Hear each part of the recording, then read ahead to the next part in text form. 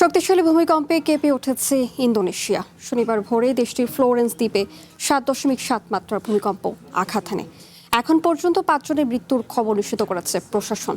ভূমিকম্পের পর সুনামি সতর্কতা জারি করা হলেও পরে তা তুলে নেওয়া হয়। লাইফে কখন কি হয় গ্যারান্টি আছে, তাই ইন্স্যুরেন্স করুন সিটি ব্যাংকে, কারণ ইন্স্যুরেন্স করলে সিটিতে সুরক্ষা পাবেন নিশ্চিন্তে। 7.7 মাত্রার শক্তিশালী ভূমিকম্প আঘাত হেনেছে ইন্দোনেশিয়ায়। এর পরপরই 6.1 মাত্রা সহ একের পর এক শক্তিশালী আফটার শকে কেঁপে উঠছে দেশটির ফ্লোরেন্স দ্বীপ। ভূমিকম্পের তীব্রতায় ভেঙে পড়েছে বহু স্থাপনা, আসছে হতাহতের খবরও। তবে ক্ষয়ক্ষতির পরিমাণ এখনও স্পষ্ট নয়, যদিও সামাজিক মাধ্যমে বহু ঘরবাড়ি ভেঙে পড়ার ভিডিও ছড়িয়ে পড়েছে।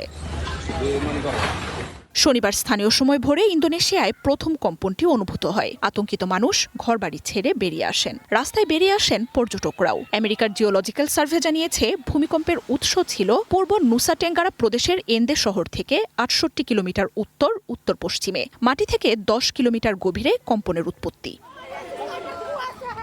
ভূমিকম্পের পরই সুনামি সতর্কতা জারি করা হয়। বাসিন্দাদের দ্রুত উঁচু ও নিরাপদ স্থানে সরে যাওয়ার নির্দেশ দেয় সরকার। তবে কয়েক ঘন্টা পর সুনামি সতর্কতা প্রত্যাহার করা হয়।